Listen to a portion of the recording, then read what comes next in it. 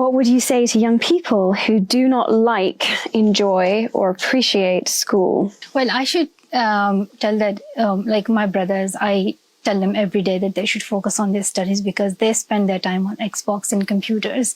And sometimes we go to school every day and it's for many, many years of our life. But in between, we forget its importance.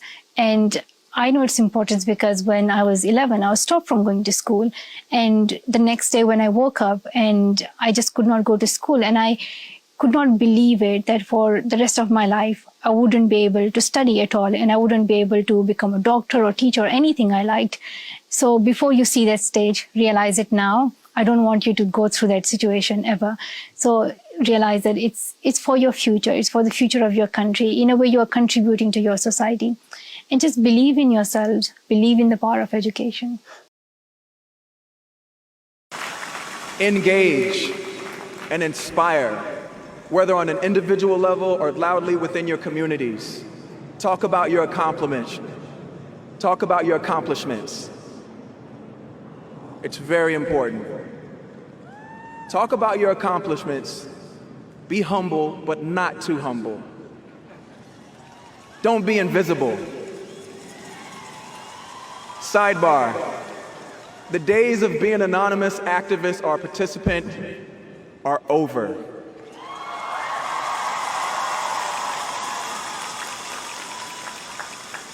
How can we inspire if we are only behind the scenes? How will an anonymous donation ever inspire another? That was the way of the previous generations. No disrespect. But don't be like them.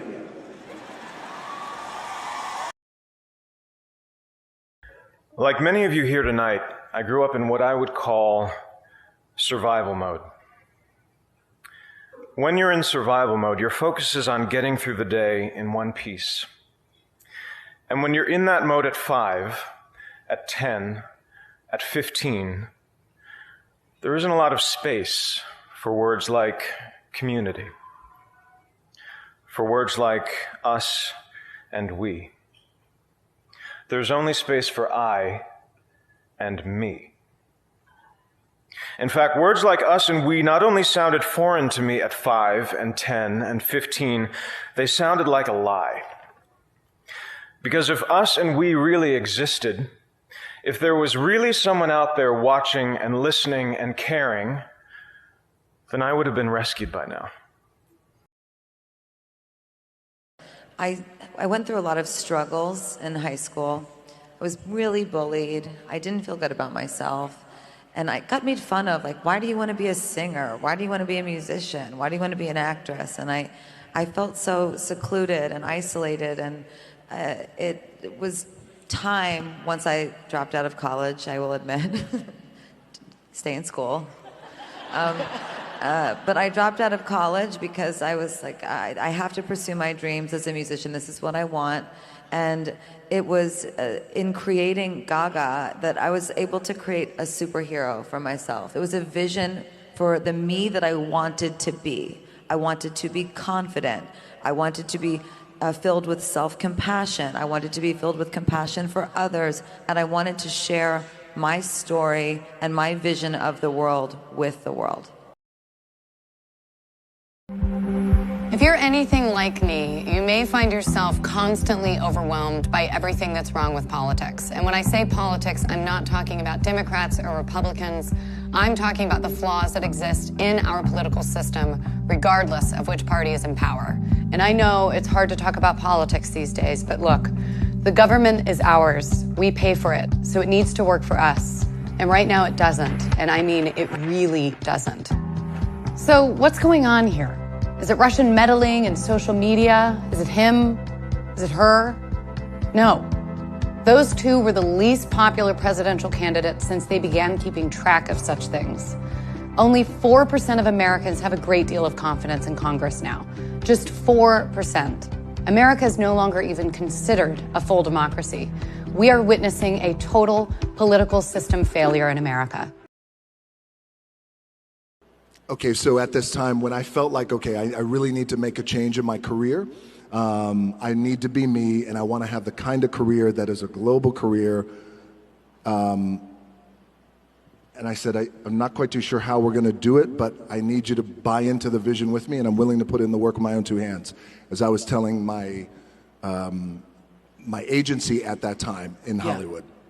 And they all looked at me like I had three heads, and they thought, well, we just don't. They thought, okay, sure, kind of placating me. And then eventually I left them and then decided, you know what? My name is The Rock, and I come from the world of professional wrestling, and I look the way I look, and I talk the way I talk, and I love to work out, and you know what? This is who I'm going to be. And then here I am today. So for those who said, we don't get it, kind of sweet revenge. During my darkest times, I didn't know why I was alive, and I definitely didn't like myself. I had very low periods that were so emotionally draining that I couldn't find the strength to crawl out of bed in the morning. I was withdrawn, disconnected, and very angry. There were stretches of time where I felt nothing but shame. I would medicate myself with drugs and alcohol in an effort to feel normal. Not better, just normal. I didn't understand why somebody like me, with all the resources and reasons in the world to be emotionally well, I couldn't find happiness. When I finally got diagnosed with bipolar disorder, it was a relief in so many ways. It helped me to start make sense of my bipolar depression and all the harm things I was doing to cope with it. Where you can look at things and say, this is the way they've always been done. I like to look at it and say, well, if everybody's doing it this way, that's not where the future is. You have to look somewhere else. And, you know, if that pisses people off, that's their problem. Yeah, work out. Work out every day. Like, go for a run, go for a jog, whatever, work out. Because I think that your body is your best accessory. You don't need no earrings, jackets, clothes if you have a hot body, right? So, I'm so sorry, oh my God. So just, you know, exercise because your body is your best accessory. So make sure you work on it every day, eat good food. I also love junk food. I'm a huge McDonald's fan, but then I have to sometimes control. Not because I'm in films, not because I'm an actress, because I'm a human. I worry about it today. Young people, a lot of young people lose hope, lose vision, and start to complain.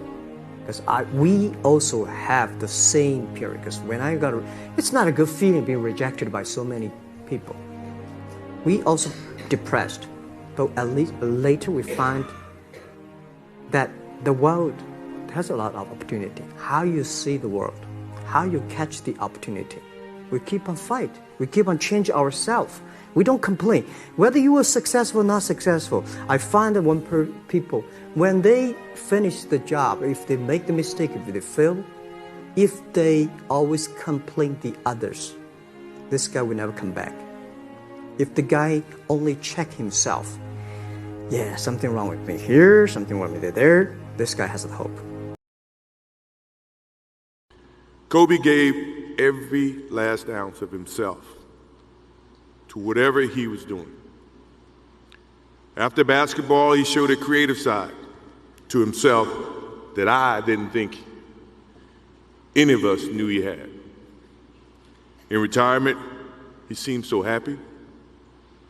He found new passions, and he continued to give back as a coach in his community.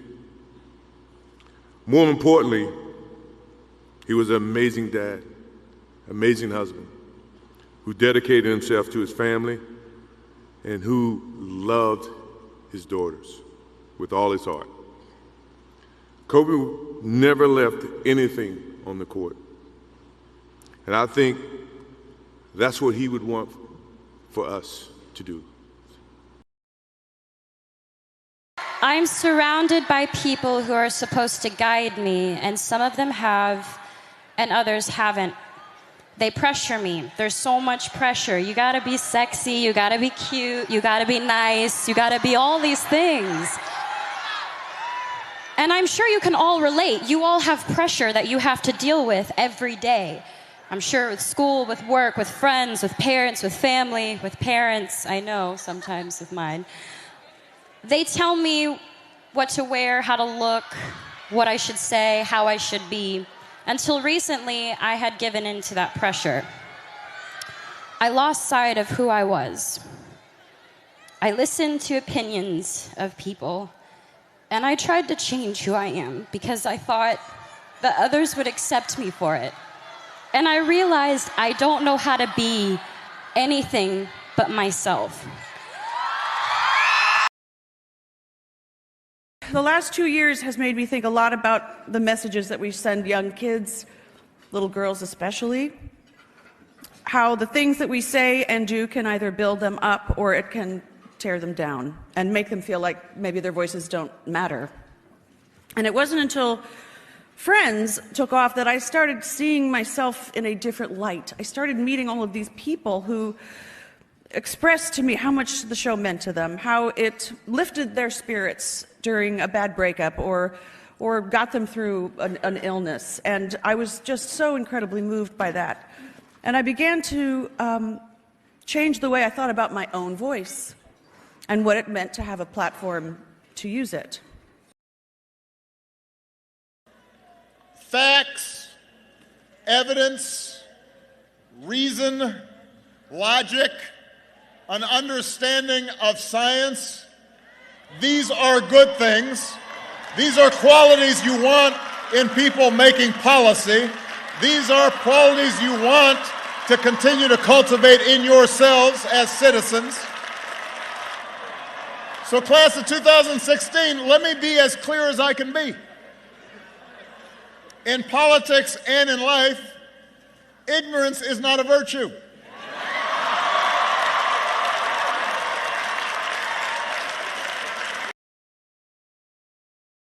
Confidence is a byproduct of credibility. So the higher the credibility you have with yourself, the higher the confidence you have.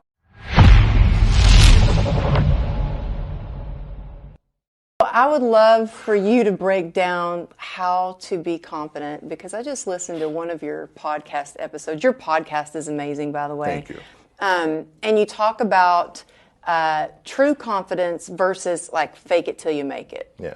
Yeah. So I'm not a big believer in the whole fake it till you make it, because that's like when guys go like, man, I want to be alpha. And so they start wearing these fake giant gold watches and go lease a Lamborghini, yet they can't even make eye contact with you because they haven't done anything of substance in life. Mm-hmm. They're leasing. Yeah. If you got good credit, you can put $1,000 down and pay $1,200 a month and you can lease a Lamborghini and you can get a big giant fossil watch that from the far looks like all this blingage, etc.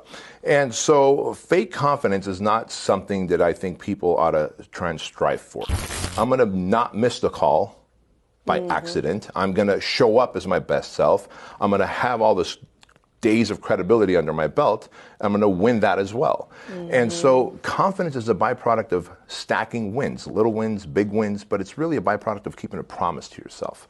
And if you break the promises to yourself, then you lose credibility, you lose confidence. You keep those promises, you gain confidence. It's simple, but it's not easy.